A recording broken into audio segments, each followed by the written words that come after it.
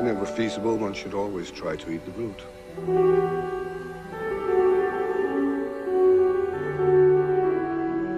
Would you join me at the table? Okay, hello and welcome to episode 1 of the Rudecast. I am Cooper, and I have read all the books about Hannibal Lecter to the exclusion of Hannibal Rising, seen all the movies to the exclusion of Hannibal Rising, and seen both seasons 1 and 2 of Hannibal the series. With me, I have... This is Technogeisha, or I could just be Miko on this. You could be Miko on this one, yeah. I've seen all the movies to the exclusion of Hannibal Rising. I wanted to go see it, but I didn't have time to go see it. We will eventually see Hannibal Rising and talk about it. Yes, I'm sure we will. I have only read the first book. So Red Dragon. Red Dragon, but it was eons ago. Okay. So way back in the Mesozoic era. So I don't remember very much of it. So I haven't seen the TV series at all because I didn't have cable. Excellent. And this is Ophelia Tesla. I have read all the books to the exclusion of Hannibal Rising. I have seen all of the movies, and I have seen the season 1 and season 2 of the television series. So, before we get started with episode 1 of the series, I wanted to talk about our first introduction to Hannibal Lecter. For me, it was Silence of the Lambs. I was sitting on the floor of a friend's apartment in junior high, eating a deep dish pizza, the kind with the big slab of sausage across it, watching Silence of the Lambs that I was definitely not allowed to be watching. That's the best way to be introduced to a movie like that. And I vividly remember eating this slab of sausage pizza during the scene where Hannibal bites the guard's face. Nice. And being forever traumatized by that. So that was my first introduction. How about you, Mika? Oh, my first introduction was Manhunter, but I did not realize because I didn't know about the books yet. Okay. So I had watched that, thought it's great. It's very different than Silence of the Lambs. It's kind of darker and quieter. Stranger. 80s. Yes. So oddly enough, because the two movies are so different, when I saw Silence of the Lambs years later, I didn't make the connection. Sure. That I don't think you were alone in that. Yeah, I think it was like that for a lot of people. I think that happened later on, after the movie came out, and I was reading more about it, and it came up that was actually the real first movie. And I was like, oh my God, I've actually seen it! And then I started getting interested in the differences between the movies, and I read Red Dragon around that time, just to see what the differences were and all that. And that's kind of how I got started on it. And I was also in junior high and over at a friend's house who had a little bit of a latchkey sort of situation. Hey, mine too! And we had decided it was going to be Scary Movie day, and so we all had a sleepover. I was definitely not supposed to be watching that movie. Mm-hmm. And so that was my first introduction. No food references that I could possibly think of. You can shoehorn some food in there? I don't remember what we were eating. I just remember that I never returned the VHS to the Blockbuster, and it became like part of my secret stash of movies and CDs that my mom didn't know I had. I also remember Silence was one of those movies, like there were the rated R movies, but then there were the very definitely movies for grown-ups. Mm-hmm.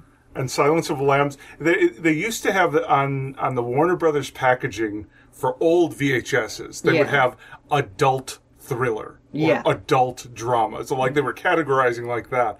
And I always just saw Silence of the Lambs as being part of that category. There was no question whatsoever that as a what age is junior high?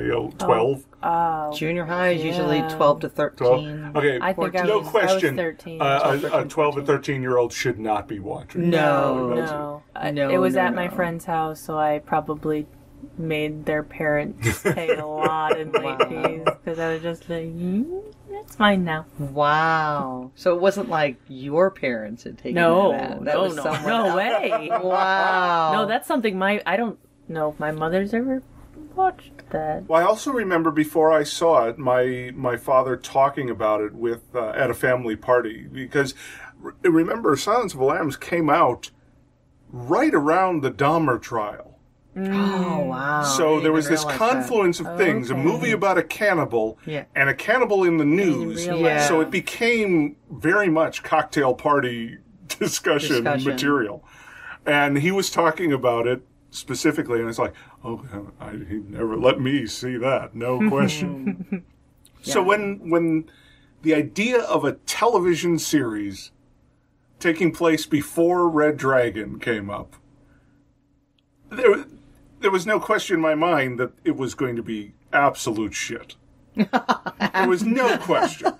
Because there's no way, I am not of the opinion that Brian Cox is the better Hannibal Lecter, and we will deal with that more when we get to Manhunter. But I think it's very much whichever Hannibal you met first tends to make the stronger impression as Hannibal Lecter. And there was diminishing returns from the series. I admittedly did not see or read Hannibal Rising. But I had no doubt, especially from the reviews, that Gaspard Ulliel, or however you pronounce his name, I'm impressed that I was able to conjure it off the top of my head. Yeah, because I couldn't remember. That he is an inferior Hannibal Lecter. And the series was trending in that way, so I thought there was no way they could have, or possibly, how could they cast another Hannibal Lecter. Yeah. And how interesting could it possibly be? In the book, in Red Dragon, they talk about how Will and Hannibal had very little contact, only a few sessions, and even that's a kind of a gray area. Yeah.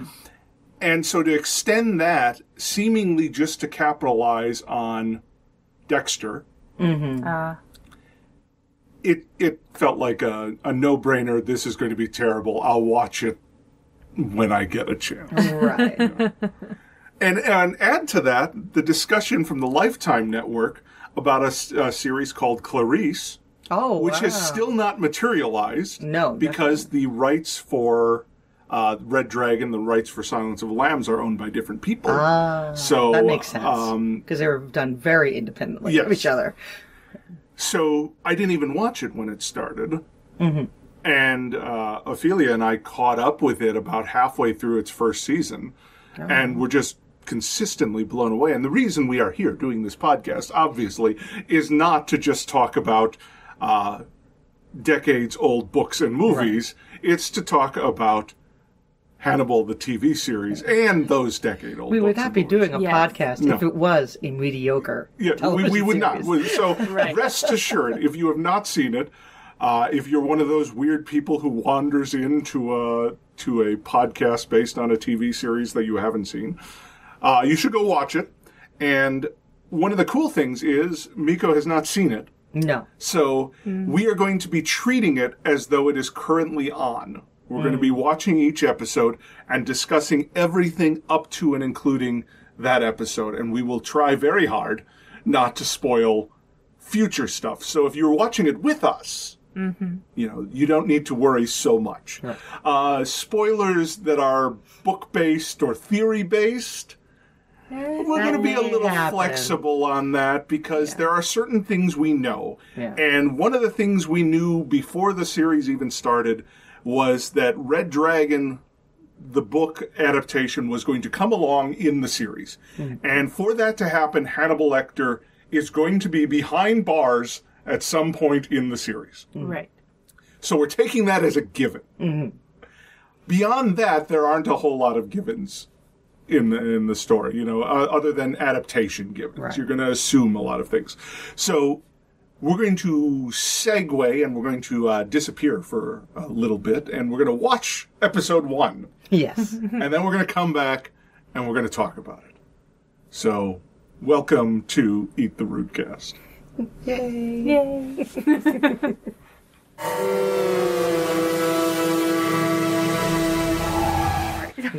we are back. We have just consumed episode 1 of season 1 of Hannibal, which is the Apéritif. Yeah, it's the episode title. We are drinking tonight a bottle of Vampire Pinot Noir, produced and bottled by Vampire Vineyards. Yes. We thought it fitting for our first episode. I took so many notes. I just reread Red Dragon, and it's amazing how much of the pilot of Apéritif was lifted wholesale in conversations from Red Dragon. But before we get to that, Miko, you went in fresh. Yes. Hit us with your first impressions of the new Hannibal Lecter you have here. Right off the bat, I feel it is lit beautifully, shot beautifully, and written beautifully, which is a rarity. Oh, yeah. Definitely a rarity. So much so that it's interesting because you mentioned that you took notes. I went, maybe I should take notes because I may not remember this afterwards or something might come up.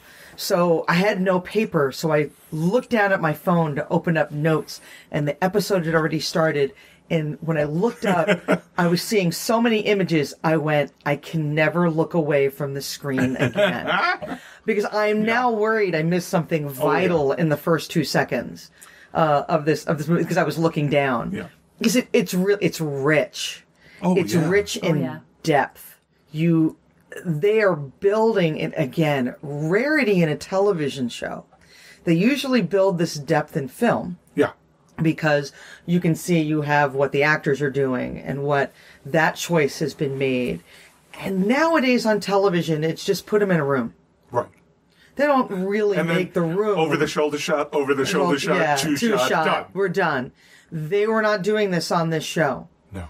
Every single bit of it, down into the very back, the color choices that they made, the speed choices that they made in recording, they were different. Oh yeah, the frame rate varies. And I was like, okay, they are crafting something here. And it is delightful to watch, and not only in that it's a beautiful show to watch, but we don't see enough of this. Exactly. We're living in a fast food world, and when you get a gourmet meal.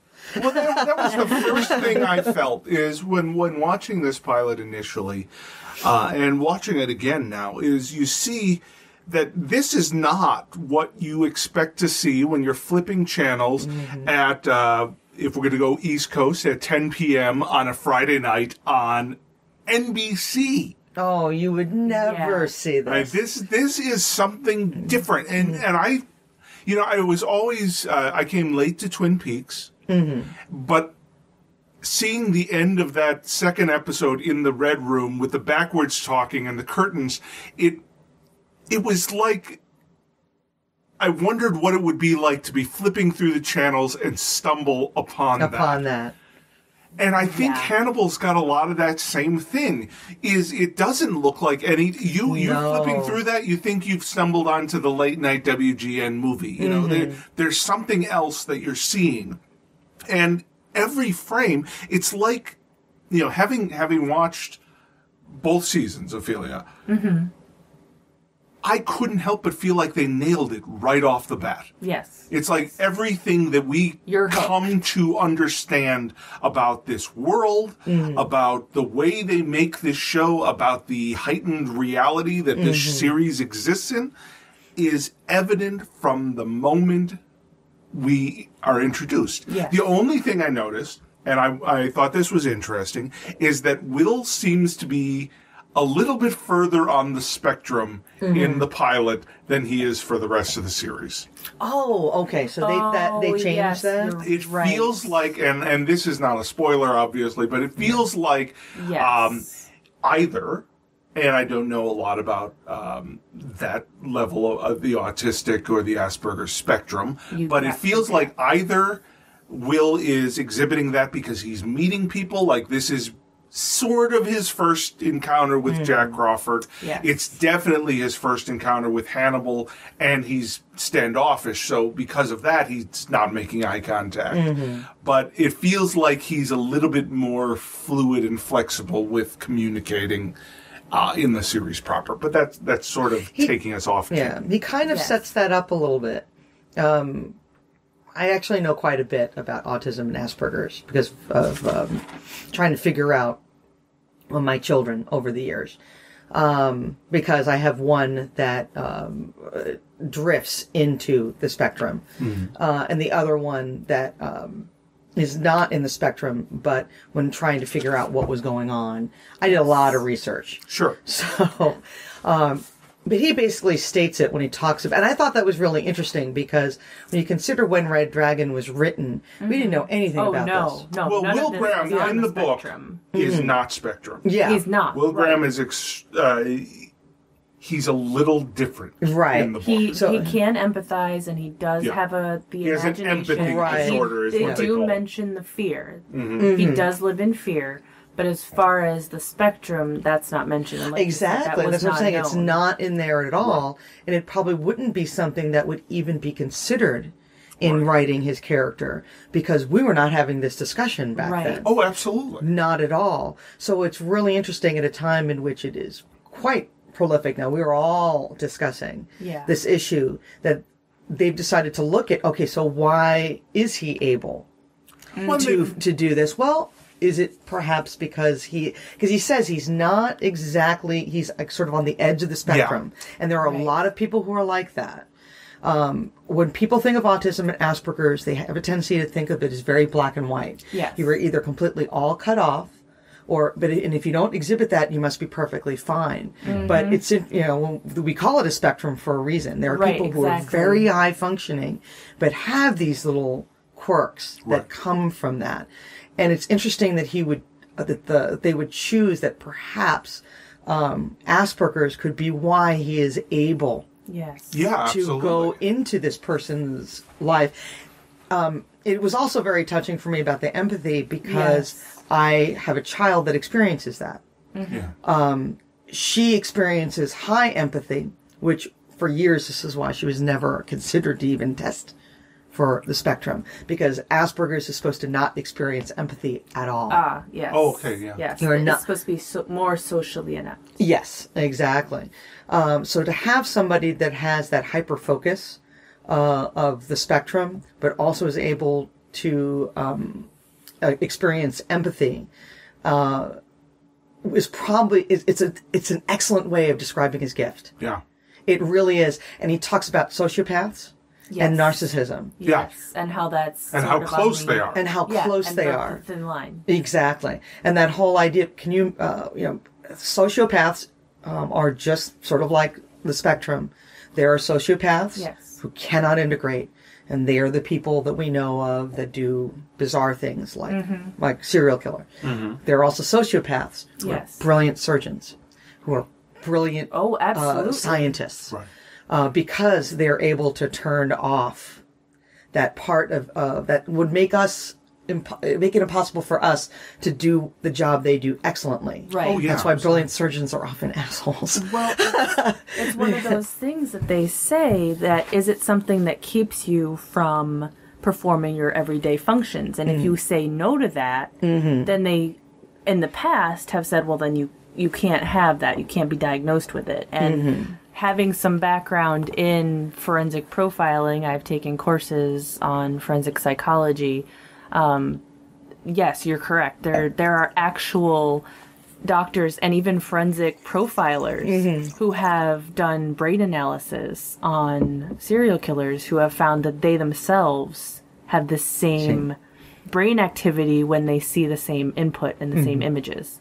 And also to speak on how he seems different in this episode, more spectrum than he does later on, is as with there being so many varying levels of Asperger's and ADHD and all of the others, there's also the overcoming and the adaptation. Once you realize, I mean, he's hyper aware of his condition, which isn't always the case, but it's because he's so hyper aware, he is trying to control it. And I think that while it may not be directly addressed in the show, it does seem like he starts to adapt to it because it's a survival mechanism. In order for him to continue with what he's doing, he realizes he has to compartmentalize that. And learn to control it. And learn to control it. Sure. And I think that may be why it's different in episode 1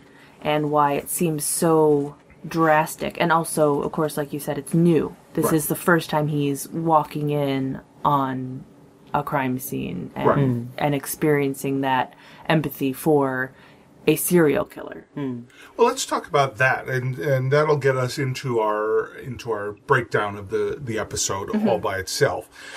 First of all, let's look at the idea that this show is introducing its hero at a crime scene where the hero, we know what he's doing, but the hero guns down 2 people and talks about why he's doing it.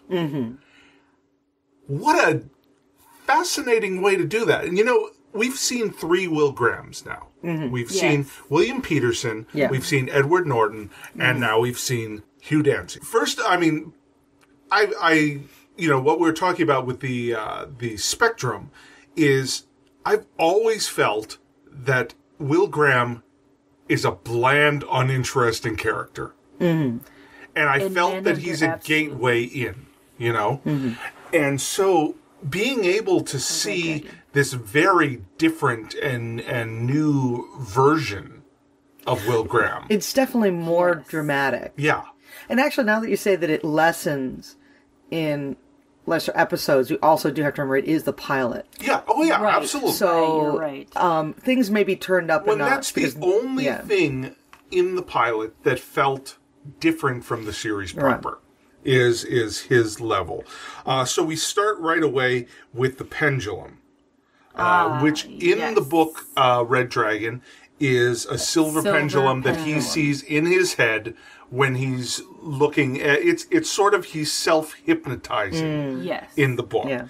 And I think it's it's awesome that they went with such a distinct characteristic of this thing, and that it's sort of rewinding the story so he sees it at the end and then he can go back. And Ophelia, you pointed out the luminol bulb.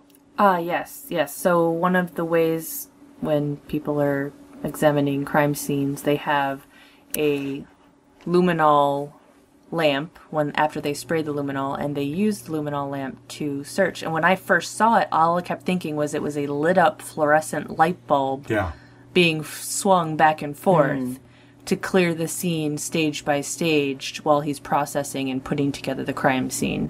Which is really a fascinating way to look at it. And then now looking at it again for the second time, rewatching it. Actually, I guess this is the third time we've rewatched episode 1. Oh, wow. It looks to me more like somebody's holding the luminol light bulb. The minute you mentioned that, it like I could a pendulum. see that in my head. I've seen them, that process. Like they're searching the crime scene for the clue. And they are which is what he's doing mentally. Yeah. Yes. Yeah. They are also really focusing more on the scientific crews and the forensic science team than they have before. So like Will is being more developed, so are the other teams. And I'm going to get their names. I know those Price. It's Jimmy Price, I know. Price, it's who was a fingerprint expert.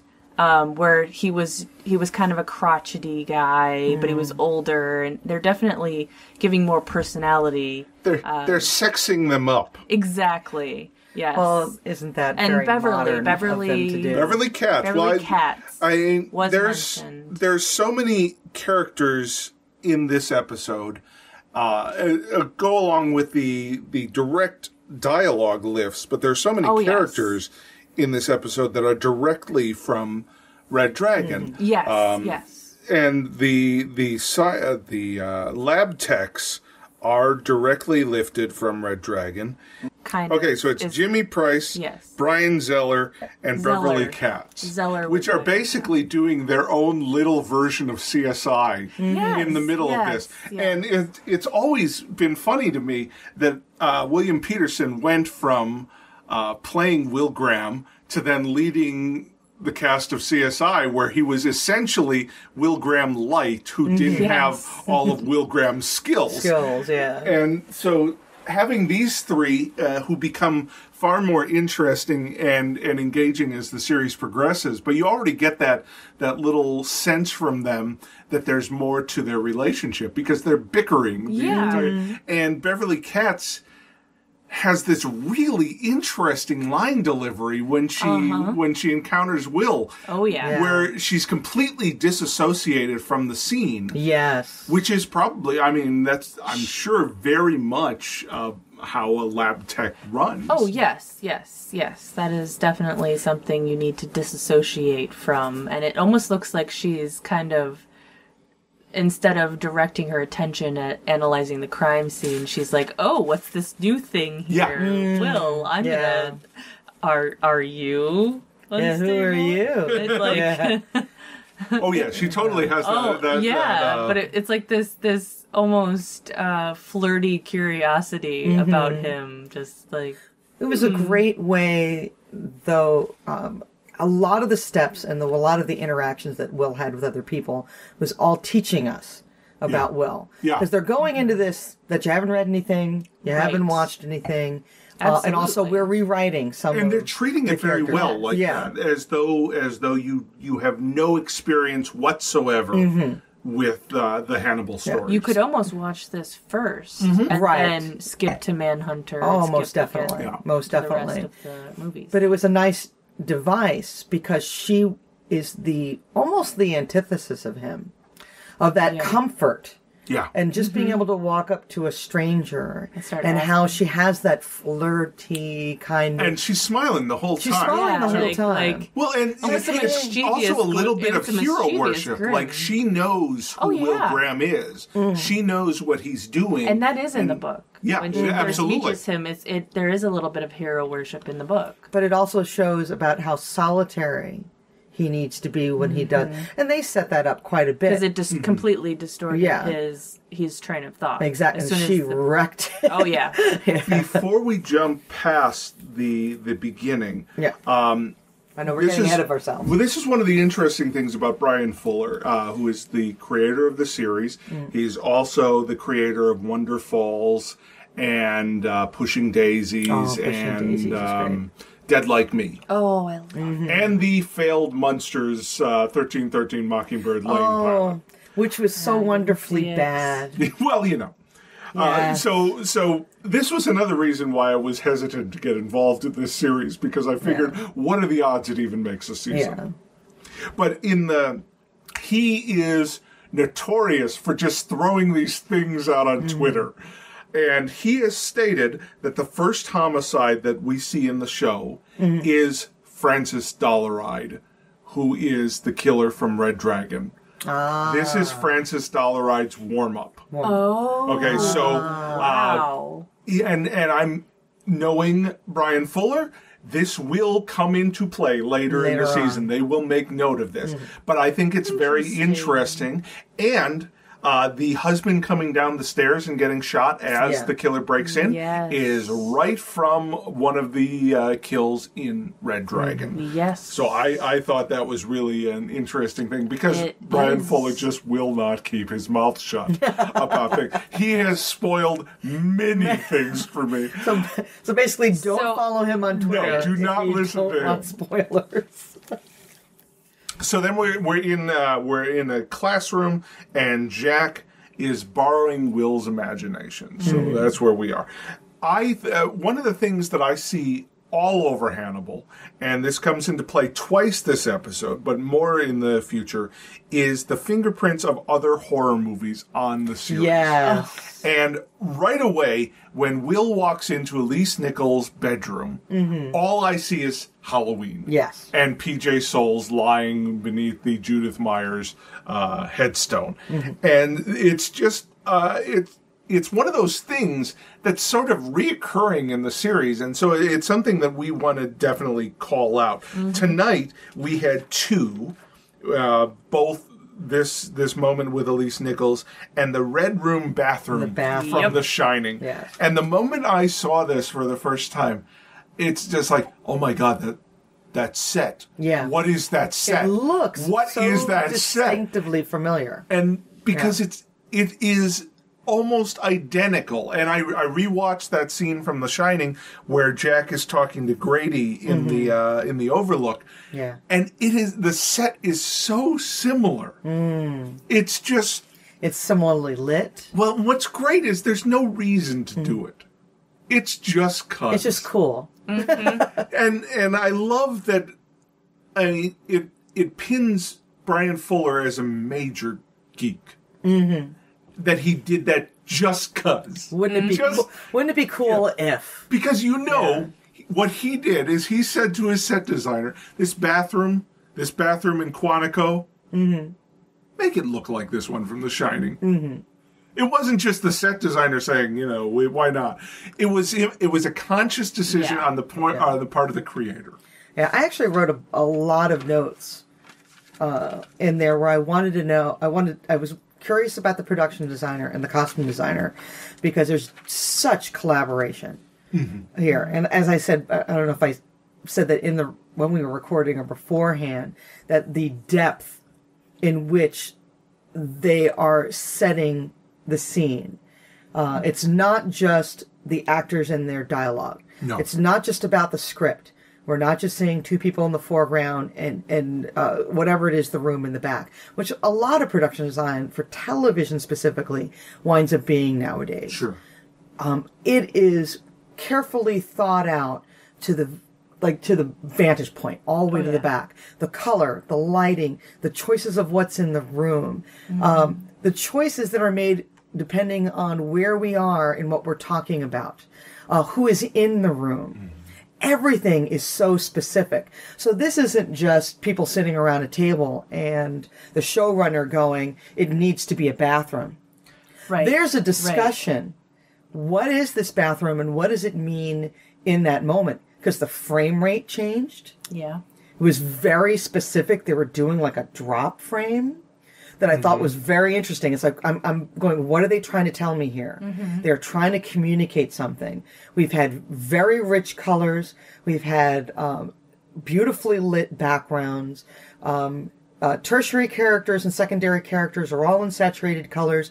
Will and Hannibal are in lighter, more less saturated colors. Will more so than Hannibal, but they're in the same palette. Which I thought was a brilliant choice.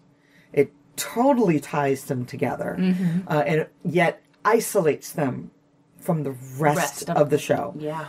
In a very fascinating way. So when they're in this stark bathroom, and you have Lawrence Fishburne in his very deep jewel-toned colors, and Will in his very bland, just gray siennas and just nothing. Yeah. Will is very schlubby. Very schlubby. For the hero of the series to develop him that way. I mean, he's clearly the hero of the series, and we're putting him in this category. It's like he's unkempt, he's weird, he's difficult. Eccentric. But he's our hero. Yeah. And we know that. We know that, yeah. Because we know, I mean, the title of the show is Hannibal.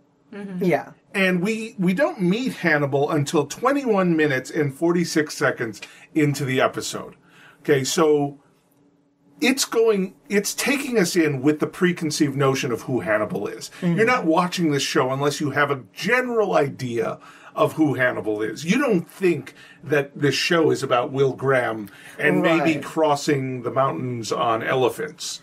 You know that there's this guy named Hannibal, and probably he eats people. Right. Well, especially since out of all the movies, Silence of the Lambs was the one that sort of introduced everybody Yeah. to this character. Very few people will remember Manhunter or even have read Red Dragon. Right. It's sort of like you have to be like us. We want to know. We want to, Right. dig in and get from the beginning.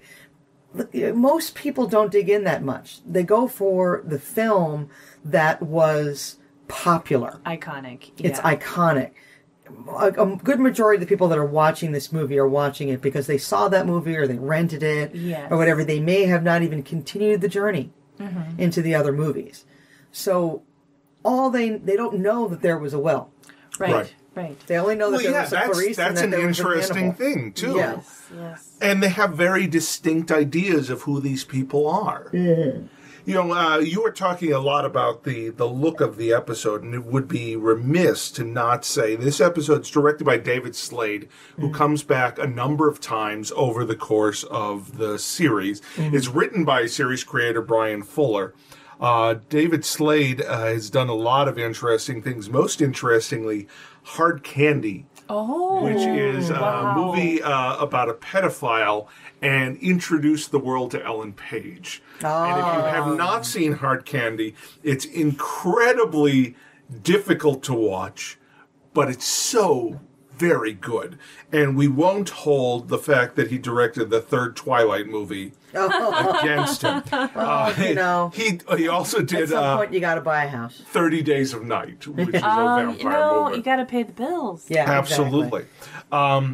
So we're moving on. So we got Antler Velvet, which is the first weird animal quirk. You know, there's a lot of animalistic stuff in the series. There's a lot of animalistic stuff in the novels as well. Yes. And so I thought Antler Velvet was just an interesting thing. You know, so I don't remember. Ophelia, you just read Red Dragon also. Yes. Yes. Antler Velvet, does that have anything to do with Garrett Jacob Hobbs? I know there's a lot of references to Garrett Jacob Hobbs and a lot more than I expected, but I don't think the antler thing is part of it. No, the part where it's used as a healing property was never mentioned in the novels. Okay. That I can recall. Moving to the next, one of my favorite things about the pilot is Winston. Oh, yes. Winston the dog. Yes. And I can only look at this through the eyes of having seen 2 seasons. But Winston, I think, is Will's spirit animal. I think he represents the goodness in Will Graham. And it also gave us the beautiful piano theme that is basically Will's theme in that the reoccurs? series. What I loved about not knowing what happens later on, what's significant about that particular scene is that all we've seen up to that point is him going into that state. Will being the killer, Of being the essentially. killer. Yeah. And this is sort of like a necessary visual of showing, he may talk about being empathetic, and that he has the sort of, that he's not isolated. He's not, that there is a caring person in here. And that's where it channels. Right. When you see him, because you realize all they show you is one dog at the beginning. Right. And all the effort that he puts in and the And it care. even gives you a little bit of this idea of menace, because all we've seen of Will is this darkness, and now he sees a dog on the side of the road and he's trying to coax him into the car.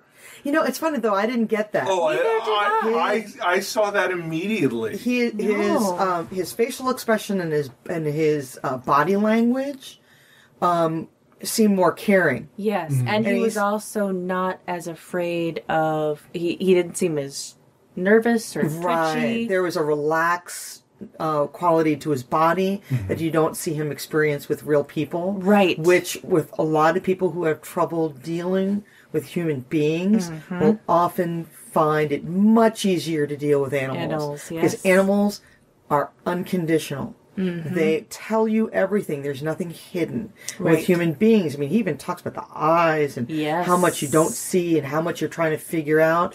And I'm sure when he's with those dogs, he's getting everything on the page with them. Yep. So there's a comfort. And to see that he brings it home and that there's more than one. And so there is this caring, loving, rescuing person who, this may be almost therapeutic. Yes. Because when you are getting to a crime scene where somebody is already dead and you're trying to figure out what happened, especially since he's doing a serial killer thing, there must be some point psychologically that is damaging when you realize you're getting in at the end, you couldn't save that person. Yes. Yes. You are trying to save the next person, but there is still a string of people who were once alive that you can't do anything about. And this may be a way for him rescuing. Yes. Yeah. Yes. He's able. This is all I can do. Right. And this might help keep him sane. And I think at this together. point in the series, he's not actively helping the FBI. So he's also got that negative part of maybe I could do something, but I'm just not because I don't really like people. I can't really be around people. And that's really interesting. And I think it's worth noting that Will is a little lost. Yes. So Will finding a lost dog and taking him in and taking care of him and introducing him to the world, introducing him to the pack is very notable. And especially since he himself cannot integrate with a pack. Yeah, absolutely. Or in human sense. And it's almost like you could see the stress on his face while he was driving before he sees Winston in the road. Everything changes. And then it's like his whole body relaxes. He goes into a completely different mode. Oh, yeah. You definitely saw that. That there was a complete relaxation. And so he changed completely at that moment. So I thought that was a great moment to show all of that. Because you're really learning a lot about him more so than anybody else. So that was a pivotal moment. Yes. I thought I learned a lot about him in that moment. Between finding Winston and when we get to the Red Room bathroom, we have a few things that are direct corollaries to the book. The dogs are Molly's trait from the book. Will's wife, Molly, in Red Dragon, collects dogs. And I thought that was interesting that they transferred that to Will. And what a wonderful way to transfer that, because it is such a defining characteristic, especially of someone who can't do that with people. Yes. Right. And moving then on to Will's restless slumber. Yes. The sweating, throwing a towel down, and one of the things that I was noticing was the correlation between when he sees Elise Nichols lying next to him is very similar to when he wakes up in... he's in his hotel room in Red Dragon. In Red Dragon, where he's in his hotel room and he's just seen the Leeds crime scene. He wakes up and he rolls over to see Mrs. Leeds lying there the same way that she was lying...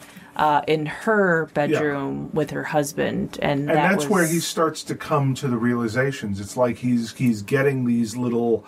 It's like he's a computer. He's processing, and when he goes to sleep, he then starts to assemble the information in front of him. Yeah, and the fact that it's so surreal and it's so frightening, and I thought this was really interesting that they bring this up as the idea that I think it struck me very strongly because it's something that I've talked about quite often, both in the way I grew up and the way my children grew up. And that was fear is the price of imagination. That's such a great line. I need to write that down. And the fact that he is what makes him brilliant and what he does and what they were talking about in the show is that he has this access to imagination that not everyone as an adult has. We kind of lose contact with that as we grow. Some people do, but most people don't. And he's able to access that imagination in a way that almost seems psychic. Yeah. Yeah.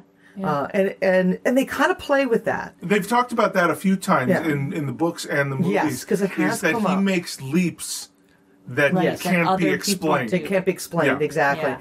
And the way they try to rationalize that idea is that, well, perhaps it's not entirely psychic. It's that he has access to his imagination in a way where he can take all of the input and make it seem real in a way that other people can't. They can't visualize. They can't look at all the things in the crime scene and put it all together. And make connections. And the people who are good at that are the ones who can do that. There's something that goes on in their brains. And it's so interesting that they say that the reason why he's experiences so much fear and he lives in constant fear is that his imagination is so open, it leaves you open to fear. He can see all of that. He can see all the possible permutations. Yeah. And with young children, when they go through the stage from the time that they're very little and they can tell you when they're frightened, Yes. up until they get to about an age where they can rationalize the reason why you have to have a light on, do things in a certain way at night, make sure that there's nothing that does strange shadows, that there are not strange shapes or things aren't different in a room, is that their imagination is unfettered. Oh, yes. And so intense. They can't filter. And they can't look at that thing and go, that looks like a scary monster, right. But I know monsters don't exist. They may even understand that concept, that monsters don't exist, but they cannot filter it. And so even though they're saying it's not real, it's not real, it's not real, they experience the intense fear because their imaginations are so intense.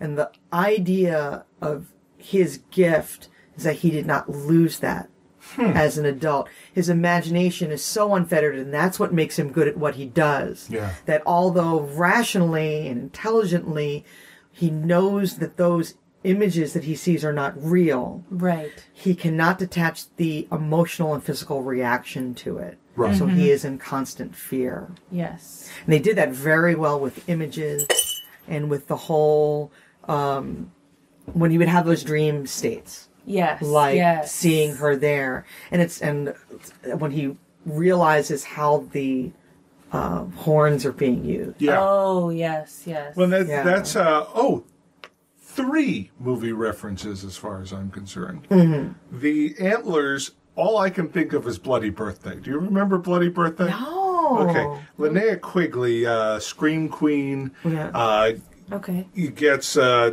she's topless, just had sex with her boyfriend, picked up by the crazy serial killer Santa Claus, and impaled on a rack of antlers that are mounted to the wall. But that's neither here nor there. I is doubtful he even. I don't know. Brian Fuller's taste in horror movies seems to run similar to mine. But this is our first tableau in the series, and the tableaus become a reoccurring thing. And the tableaus are very important to the movies as well, and it establishes right away this sort of otherness of the tableaus, because it's against black. Elise Nichols is hanging there in black, gets impaled. We see it. It's probably more violent than it actually was. It's probably more horrifying and gruesome than it actually was. And that's something that's reoccurring. And it's very interesting that occurs to Will right there. Right there. And he's with the lab techs when that occurs to him in the little CSI. And it's nice to see a lab that's well lit. Because on CSI, the labs are they're wonderfully lit for a television series, show. But for, say, looking for anything, terribly it is always lit. interesting that the room is dark. Yeah. So to have this lab at Quantico, I assume, Yes. I think it's at be Quantico. brightly lit by big big squares of white light. Yes. It's You're wonderful. looking at evidence. You can't have You mood need some lighting. light. Yeah. I also thought it was interesting that her nightgown was mounted in this when she was scraping it and trying to get the like Oh, it was mounted very similar. Yeah, very similar to that sim- imagery. Yeah. So here is the big moment when Will realizes that he's eating them because the liver was removed and put back because of cancer. Mm-hmm. And he's eating them, takes us on a perfect transition that's designed to give the audience this little bit of recognition, this little, oh, yes, because Hannibal's a cannibal. Yes, right. We were taken to Hannibal cooking, and we hear the Goldberg variations, which is directly lifted from Silence of the Lambs. Hannibal was listening to the Goldberg variations when he killed the guards. Yep. And it is such a wonderful transition and such a wonderful way of taking us to this character and explaining to us something that we think we already know. Mm-hmm. And telling us something that is completely incorrect. Yeah. That Hannibal is the guy who's doing this. Mm-hmm. Right. Yeah. Which is exactly where the audience is going to go. Yes. Which is wonderful. Mm-hmm. But that's exactly not what's happening. Yes. It's true. It is wonderfully misleading. Yeah. Yeah, because I see what they're doing, the thing that they're painting, and it was like, oh, this is going to be a very interesting reveal later on, because they hint at it. Yeah. Because you do see the little, like, the girl when she comes, that's not Hannibal. Yeah. So I thought it was interesting that they did the music and him eating, and it is right after we talk about how he's eating them. Lots of layers, and so interesting too when you're introduced to Hannibal as a person, because he comes in way late. Yeah. In the show. Yeah. They take a lot of time really explaining Will, really explaining the people around him, talking to different people to sort of build up his character. Mm. And you get a stylized version of Hannibal that's the fake. Right. Mm-hmm. And then you get to meet him in practice. And that is so interesting. And again, I'm looking the color choices. Oh, yes. And the room, the way it's put together, and the whole interaction too, where he's like, "Are you investigating me?" Right. Oh, yes. Yeah. My goodness. It's a wonderful little game that's sort of playing. The sharpening of the pencil. I can't get that out of my mind. Before we get there, let's go back. Let's go to. Okay. So we've seen Hannibal from the back. We've seen him cooking. We've seen him eating and being thrilled at what he's eating, which may be people. Yes, we don't may know. Not be. But you know what? What it's not. Elise Nichols. It is not exactly.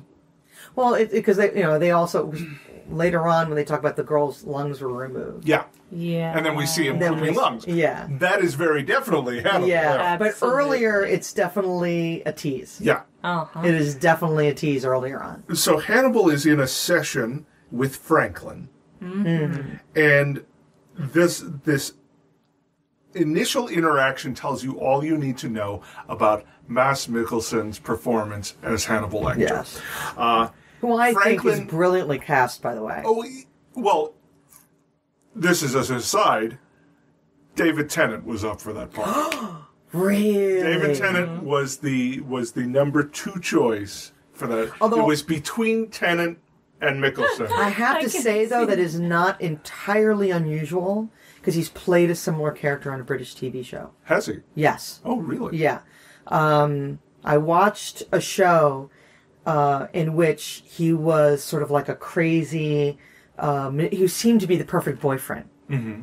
And this girl was like, oh, he's wonderful, he's handsome, and then he wound up being sort of crazy and manipulative, and he did all this he turned out to be a psychopath. Yeah. And then the twist If you don't want to, well, we're not even naming the show. Yeah, we're not even naming it. If you've seen it on, it's British. You're gonna be able to find there's a twist, so we'll leave it there. Yeah, we'll leave it there. Yeah. This is like a turnaround. It gets turned on him, but he did play like straight to crazy very well. Well, but Tennant, I mean. Mm-hmm. We all know Tennant from Doctor Who. Mm-hmm. And all I can think of right now is Barty Crouch Jr. Yeah, with Barty Crouch with Jr. with the tongue. And then Anthony Hopkins as Hannibal Lecter with the... There you go. Sound. Yes. And then I'm like, oh, yes, of course. Well, what's interesting about that is if you look at that, I mean, this may be hearsay, but if it's between Tennant and Mikkelsen, what an interesting division in styles of performance. Yes. Because you look at what Hannibal has been. Brian Cox played it very straightforward and pissed off, which he would be. He's incarcerated by Will Graham, talking to Will Graham. And we really didn't have a lot, for everyone who's like, Brian Cox is the best Hannibal Lecter ever. It's like, let's be honest, Hannibal Lecter has hardly any screen time. Yeah. Really, all he is a grumpy Englishman. Yeah, it's interesting that people would say that because I don't think that he's the best of all time. I don't know how you could compare them because the style of the two films honestly, is so different. And the stages it's just geeks of being development. like hipstery. It's hipster film geeks is what it is. It's like, no, I liked Hannibal Lecter before he was cool. Oh, I see. When he was played by Brian Cox. Exactly, when he was only on vinyl.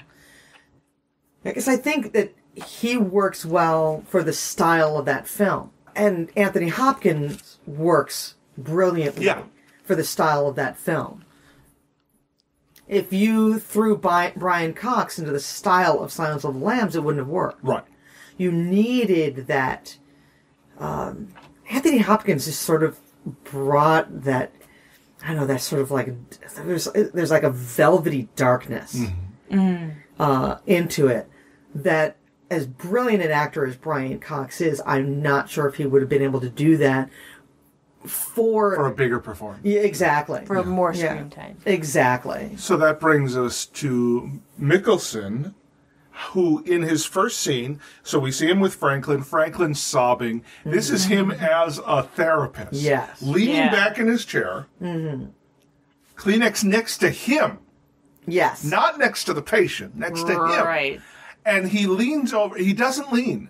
He takes the Kleenex, he points it at Franklin, and Franklin is made to do the work. So I think this encapsulates Mikkelsen's performance as Hannibal Lecter, doing the absolute minimum, almost nothing, and creating the performance out of that. What's the best part of that whole scene is when he uses it, he blows his nose, crumples it, and puts it on the table. Yeah. And there is a very tight... They shoot that whole scene very tight. Oh, yeah. There's a nary a two-shot. They do it a little bit to just sort of set mostly the passing of the tissues. Most of it is very tight close-up. And that moment of the close-up of the crumpled, used tissue, and then Mikkelsen's very subdued reaction. And I think that's probably why he's an excellent choice. As much as I love David Tennant, I don't know if he could play that minutia. Well, Tennant wouldn't be doing the subtle version, I don't think. I don't think he would. He would have been doing a very Anthony Hopkins performance as Lecter. Yeah. And Mikkelsen just does subtlety. Over the long run of a series, subtlety, I think, is... Oh, I think so. Definitely better. Really, we all got tired of Hannibal Lecter. Really, that's what happened. Hannibal Lecter got bigger and bigger and bigger and less and less and less interesting. Yeah. And so to take it back so far to almost nothing. Yeah. And I got to admit, when I first saw the performance, it's like, well, this is interesting. But I didn't really feel much for it. It's just, okay, interesting choice. But the more and more I get, the more time I get to spend with Mads Mikkelsen's performance, he is, bar none, the greatest Hannibal Lecter we have ever seen. Yeah. And I hope to those of you watching the series along with us, I hope to prove that out for you. Well, there's that subtlety. He has a great way of playing with the dialogue. And he has a way of telling you things in a very subtle way with his expression. And I think it's perfect for the character.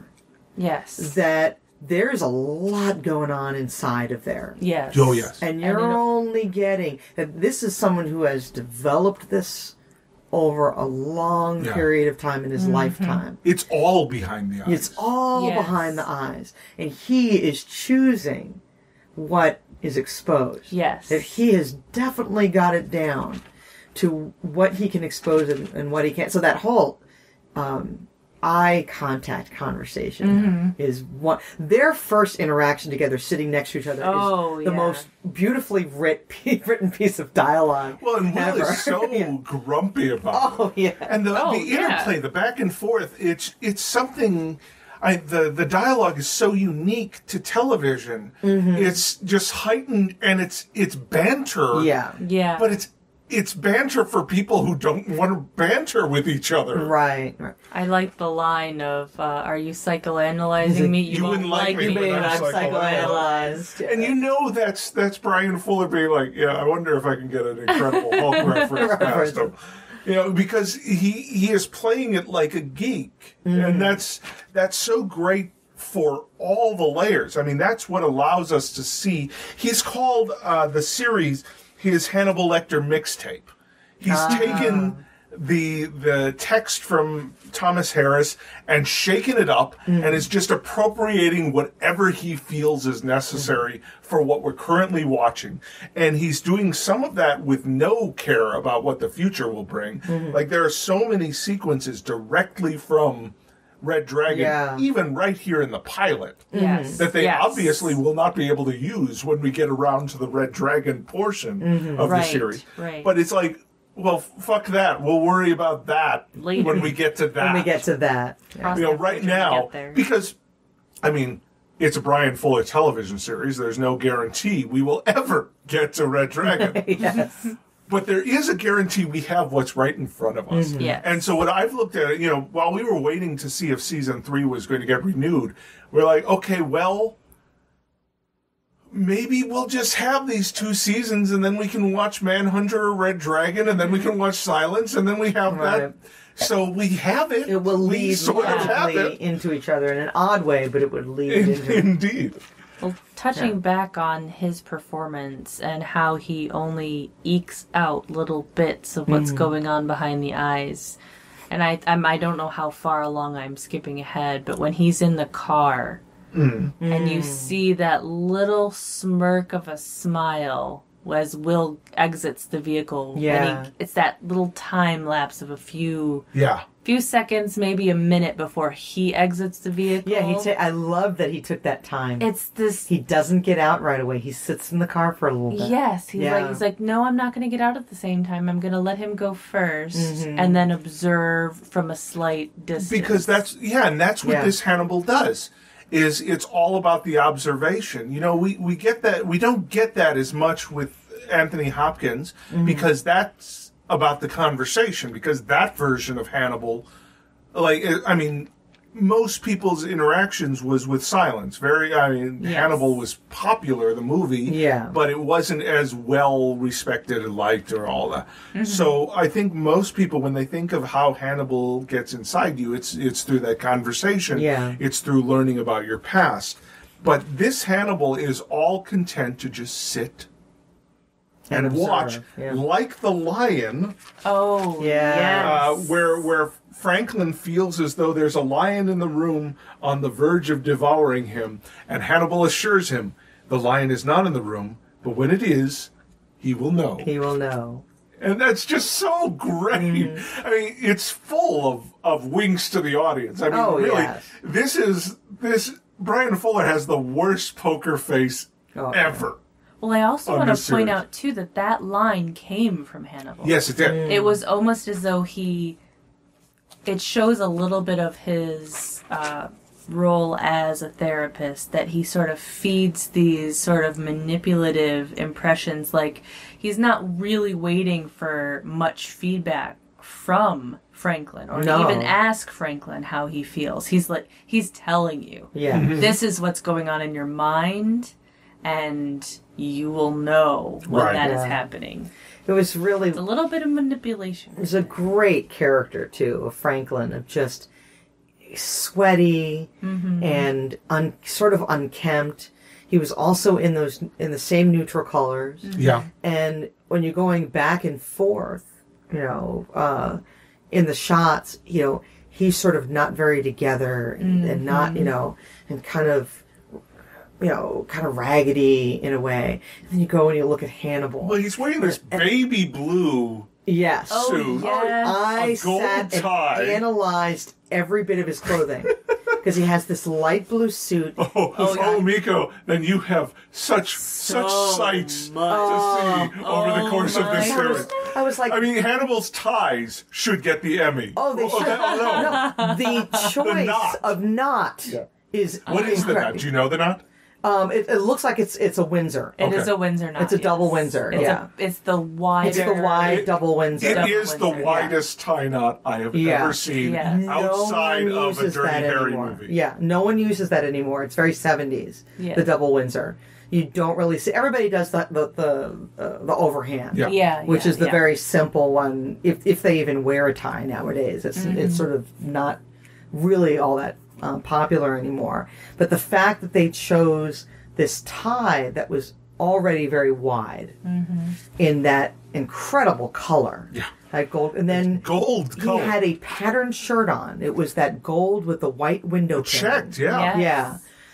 And then the And the soft, jacket. so then the sort of the gold shiny tie that was sort of checked in of itself. They had some. I don't know whether they just got a great deal on ties, You want to know where they get their but work. all the ties were incredible in this show.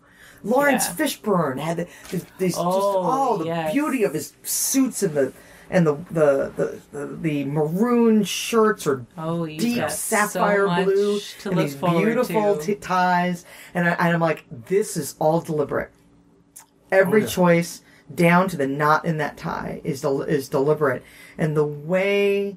But what was interesting is that Hannibal was also sweating in that scene, which I thought was interesting that they're in his office. And they each had, and I don't, hey, it could have been that the air conditioning wasn't working on that set that day. I don't know where they shoot this. But they each had a light sheen. Normally you would go in and you would pat that down. It lent in his stillness and his perfectness and that tie and the sort of the perfectness of his hair. There was a little bit of, like, we're seeing something off. Yeah. Here, The nervous. yeah, the other guy is a wreck and sweaty, even though they're in an office. He seemed very together and still, but he had an interesting sort of sheen going on. Maybe he's already sick of Franklin. Maybe. Maybe Franklin is no longer interesting. I don't know. He's figured him After out the look he entirely. gives him after the crumpled tissue. Oh, that I mean, couple tissue really. look is wonderful. And I thought I think he's already made a decision right then and there. It's like, interesting okay. choice to come in the client exit.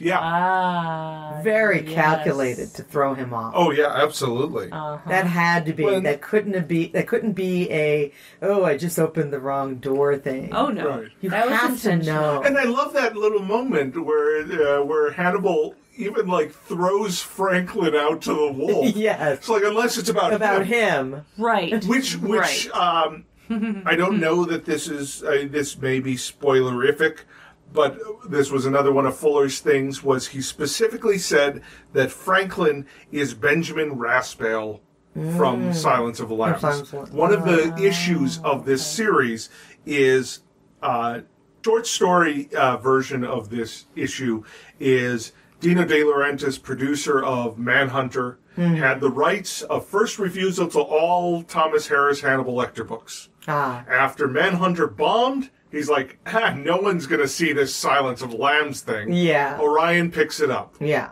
It's biggest success ever. Oh yeah. Dino De Laurentiis, furious, pays I'm sure. ungodly sums to make the Hannibal movie. Okay, so somebody else owns all the characters that are introduced in Silence of the Lambs. Ah. It is not Dino De Laurentiis. So therefore, this series, as of right now, cannot include Clarice Starling, James Gumb, Benjamin Raspail, who's, any of those characters. Any of those characters. It can include everyone before. And as to anyone from Hannibal, they are renting them on a character-by-character basis. Wow. It's really rather fascinating. So, yeah. Character by I don't know why I even started that. But, it was because we were talking about which character. Hannibal knows about Franklin. Yeah. Knows Franklin's off. Yeah. And is already expecting the FBI to come looking for him. Yeah. And I think that's very interesting. And also, he's throwing Franklin, it's just like, here, you're not interested in me. You're interested in this guy. Yeah. But for when Crawford comes in and he's looking at Lecter's drawings, and he sees you. This is such a great Easter egg for readers of the book series. In the books, the reason Hannibal gets caught is Will Graham sees a sketch of the Wound Man, which is a battlefield drawing of a man with all sorts of wounds from various battlefield implements. And one of Hannibal Lecter's victims was stabbed in that manner. And so Will Graham saw the drawing and put it together. Underneath the drawing that Crawford is looking at is the Wound Man drawing. Which is amazing. That's why I thought it was interesting that when he went over to look at that he peeled back the translucent film to the architectural drawing and didn't look at anything else. Right. Because I'm looking at what's behind it, and I'm like, are you trying to throw him off? That you're actually looking at what's underneath, but you want him to think that you're only looking at this? Because he was talking in a very glib tone and kind of playing a game with Hannibal verbally.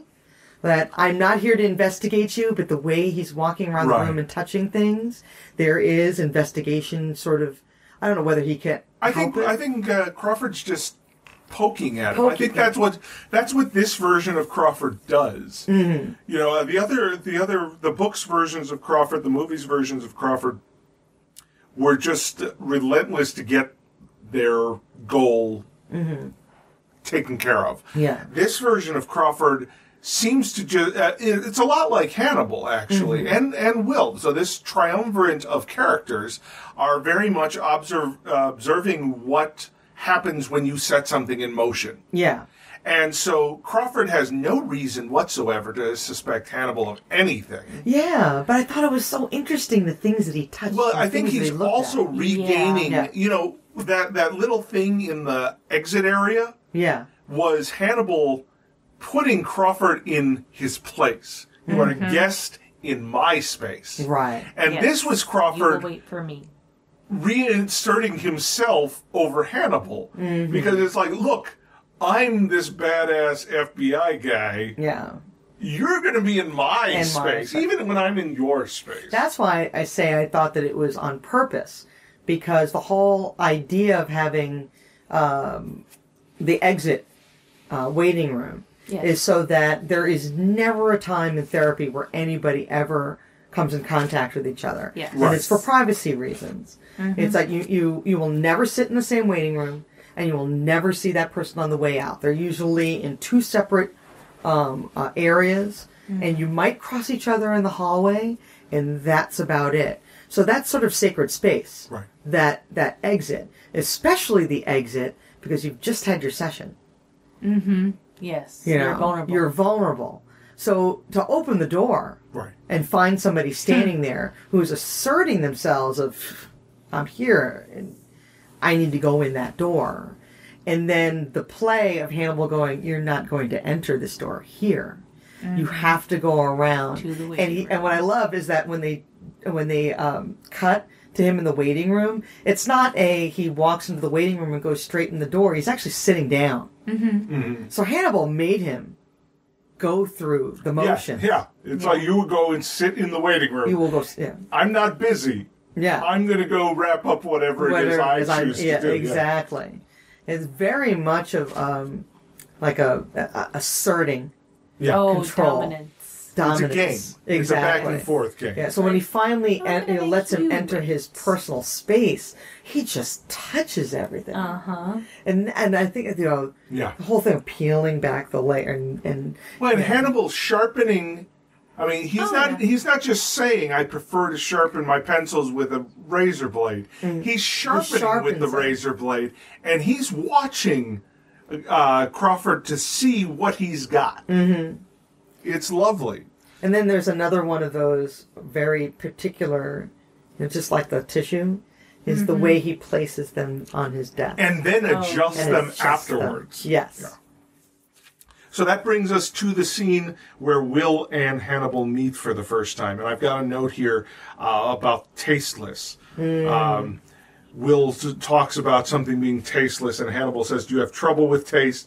And Will says, "My thoughts are often not tasty." That's one of those back and forth bouncing that's just wonderful. And we have this in the book too. I think it is too. We also have this wonderful little off-the-cuff reference to Freddie Lowndes at tattlecrime.com. Oh, and his disdain for her. And the tattler, in the book, the Tattler is a tabloid newspaper. And so it's interesting because we know that Freddie Lowndes in the series is a female, but at this point it's not clear, so therefore they have not yet decided what they're doing with this character, but they know that this character exists within this world, which is pretty cool. Which brings us then to the Shrike. The Shrike is actually something that's mentioned in Red Dragon, which is interesting because it's such a tiny little detail. And it's such a vivid detail that the Shrike takes its victims and drops them, and then takes what it wants home to its little Shrike den to save for later, to its pantry. The pantry. And so the Shrike, it is Garrett Jacob Hobbs, which we will come to know in the series, but it's also very much Hannibal. And so that's fitting that we learn about the Shrike when we're seeing the negative image of the crime scene, this fake tableau that has been set up for Hannibal. Which Will calls field kabuki. Yes, that was a great phrase. And he seems so enraged by Will is furious display. That I think I see one of the reasons is Will is so upset about this is because it called into question what he was seeing by showing him what he wasn't seeing. Right. So he's pissed off at all these things he wasn't seeing, and then is pissed off that there's the inconsistency. Yeah, absolutely. And that whole thing of this is a fraud. Right. And they're like, so is this a copycat? And he can't even sit. He's incensed. Yeah. That everything is now completely thrown off. Right. Especially since it was all about the care and the how he talked about how honoring them, and he respected them and he loved them, and then this thoroughly threw that out the window. So he's like, this can't be the same person, but he is also saying that with doubt. And this person is treating her like a pig. Like a pig. Was what he said. Yeah. So he's not sure, was there something that changed? Has the game changed and I am now fucked? And has or is this somebody completely different? Decided to change his mind after that last one. And this is where we get to see lungs getting cut up for food on NBC. Yes. That's true. Which is amazing. It is amazing. We go to the Raven Stag, which is a recurring motif throughout season 1.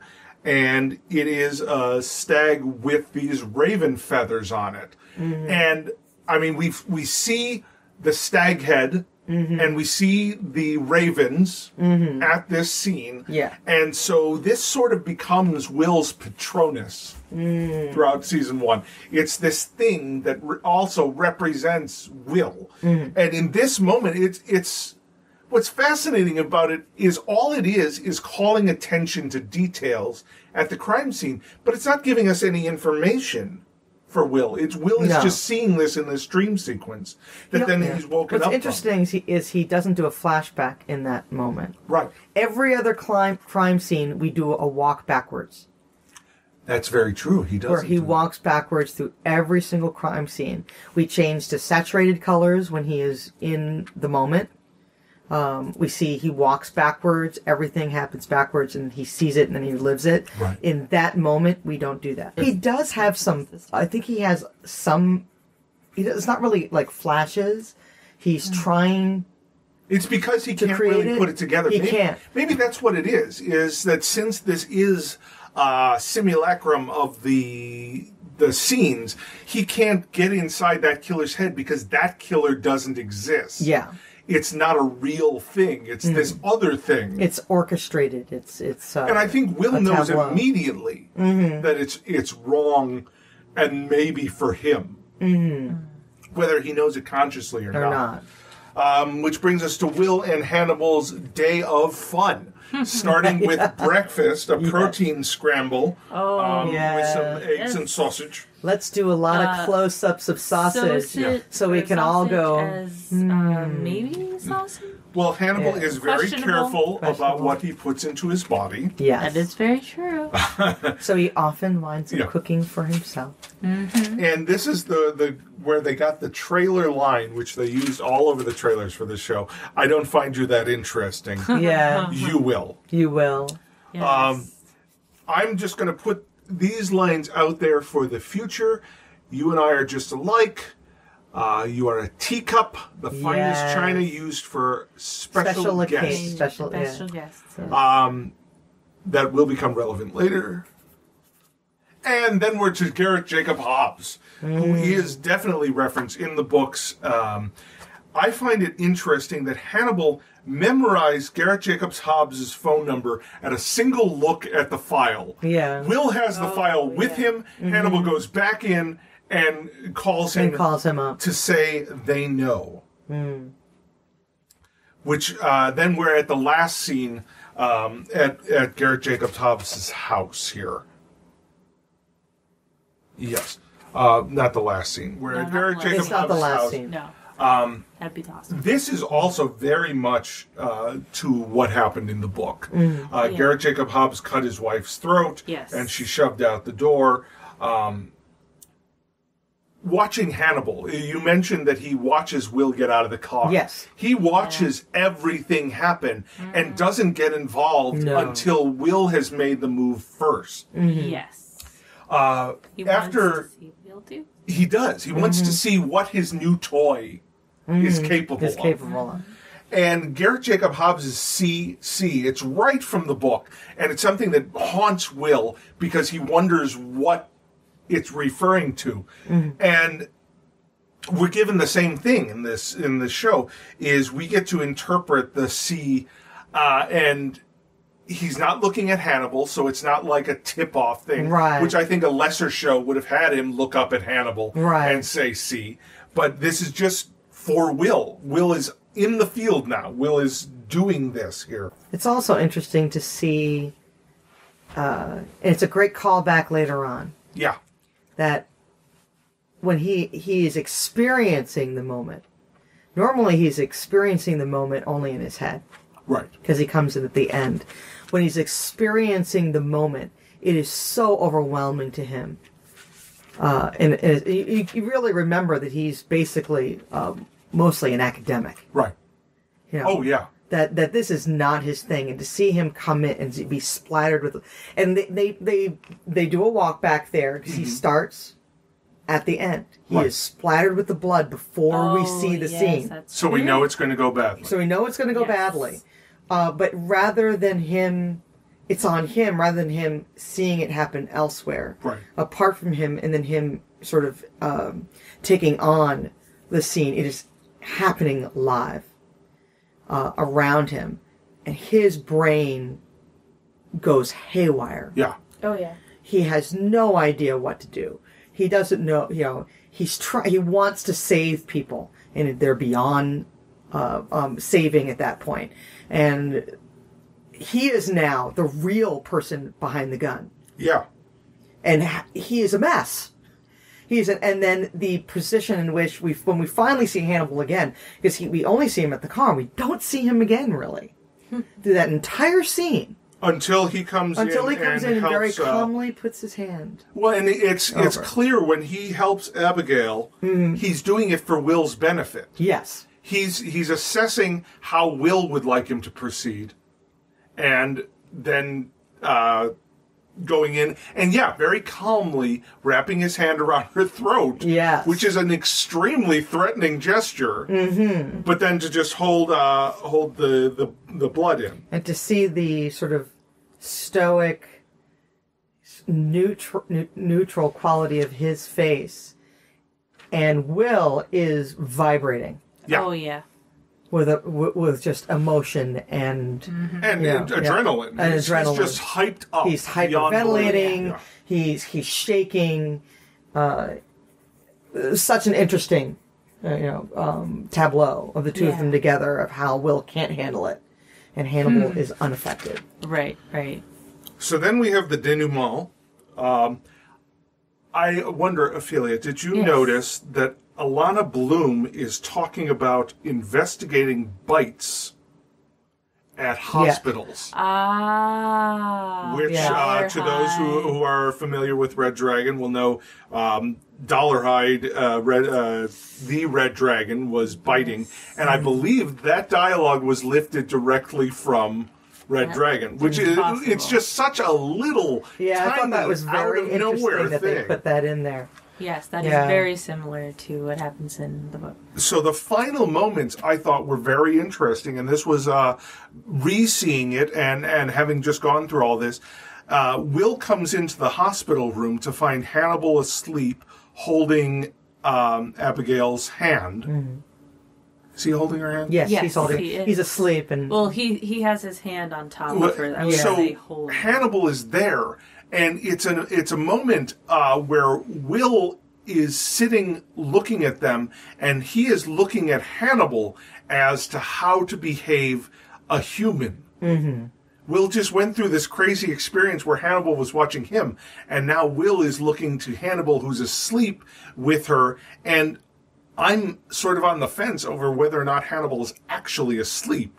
Or he's just performing for Will's benefit again. It's also important to note that right before that is the lecture hall thing, when he realizes that Will's not teaching.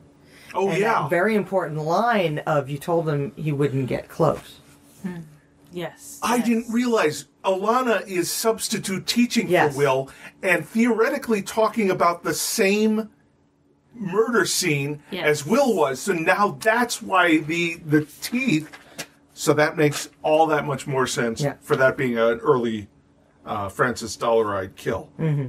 And it's also important because it ties in. You said he wouldn't get close, which is something that he can't. Right. That he has a hard time with. But then he walks in and here's Hannibal, and he's close. Oh. He is doing something that has a tender quality to it. Yeah. He is asleep by the bedside with his hand. Vulnerable. Asleep in public. Yes. Hand on her, on the patient's hand. Something that, in doing that, is damaging to him. And that's why he needs to step away. So it made that, having the lecture hall thing going into that, it made it more powerful. Absolutely. That line of, you told, why isn't he, why isn't he here? You told him he wouldn't get close. And man, did he get close. Yeah. He practically almost watched that girl die. And then when he goes in, here's Hannibal doing the thing that he has trouble doing. So it's very strong way to end that. Oh, yeah. Okay, so we're very long for our first episode. Of course. So we're going to leave some of our general series thoughts to episode 2. Yes, which I can't But wait. before we do that, overall, yes, thoughts of the episode. Ophelia, rewatching it for you for the third time, thoughts? Well, there are bits that I missed in between the second viewing and this being the third viewing. I was reading the books and definitely seeing a lot more book references than I did fresh, watching it, looking basically only for movie references. So I'd have to say that it became much more apparent to me of all of the book references that were in there. And it's still something that has that rewatchable quality. I would sit down and rewatch it with anybody who wanted to jumpstart. Yeah, it's one of those shows that you're willing to bring over to someone's house and watch with them. Well, I think it's that layering. That's that right. You There's can't so much wait to detail. find the thing that you didn't see because you were looking over here. Oh, Right. I always Yeah. want to go back through and watch it just to see the set design and to see what's in Hannibal's office again. Oh, Because there's so much going on in Hannibal's office. All the animal prints that were there. everything's the- a choice. Nothing The is chance. curtains. The curtains, The curtains. yes. We are desperate to have The a set of tall- Hannibal Lecter curtains. The tall ceilings, the big empty spaces, the distance between him and Franklin in the room. There's just so much that was going on in that one set that I want to rewatch it just to see that. So Absolutely. I feel like this is definitely something that has rewatchable qualities to it. Miko, First time. closing thoughts on episode Closing 1? thoughts on episode 1. It's interesting because I remember when you were putting together the Facebook page, I was enamored with the photo that you sent of the whole cast because the colors were so that beautiful. beautiful purple photo? Yes. I was like, wow. And then you were like, oh, wait till you see the show. Yeah. That's in the show. It's not just a cast photo. It's not That's just a what cast the show photo. looks like. And I was not disappointed. And like I said, you don't see that on TV. Or not like we had talked earlier about the David Lynch aspect of it, the inspiration. Well, Brian Fuller has been quoted as saying he approached this series as what would David Lynch do with a Hannibal Lecter character. And it's nice to see the color choices. And again, it wasn't choices just, oh, I'm going to make it all look rich, because that's not what people are doing. Right. Every choice was deliberate. I thought, I found myself thinking about that. This episode made me think constantly, because the regular people outside of Hannibal and Will were in these unbelievably beautiful, saturated jewel tones in everything that they were wearing. The choices of these diamond-shaped patterns and these checks, and why Hannibal would be in that, like I said, that light blue suit with that yellow window pane shirt, and that the fact that everyone else was in very deep, saturated colors. Will was very neutral in these sort of tans, Browns, grays, browns, umbers. But in his own way, so was Hannibal. And the choices were sort of golds and beiges and less saturated blues. And that connection between the two of them. Hannibal is still more colorful than Will, but they were completely unsaturated compared to everybody around them. And even his office was sort of colorful, but not. Right. At the same time. And Will, everything about Will was not colorful, but everything about all the other characters was very intense and deep, which is also interesting because his flashbacks are saturated. Yeah. And when he comes back to the real world, it's actually done in sort of a very, they kind of take some of the color away, and a filter is what it looked like when they're on crime scenes. Right. I'm sure it's probably to really show the difference between him being in that zone. But I thought it was interesting why, when he's in his sort of dream state, that it's saturated, and yet all the real people The real world is, in his life are also colored that way. And it made me want to think about that. Is that a choice? Why is that thing on the desk? Why is that thing in his pocket? Why is that thing on the wall? Well, as you said, everything in this show is by choice. This is their design. Yes. So you can email us at eattherudecast@gmail.com and come to our website at eattherudecast.com. We're also on Twitter, Eat the Rudecast and Hannibal Podcast, thanks to a generous donation from a fan before the show even existed. So how about that? We will be back next week with episode 2 of Hannibal. Thanks for joining us at the table. Yes. Yes. Thanks.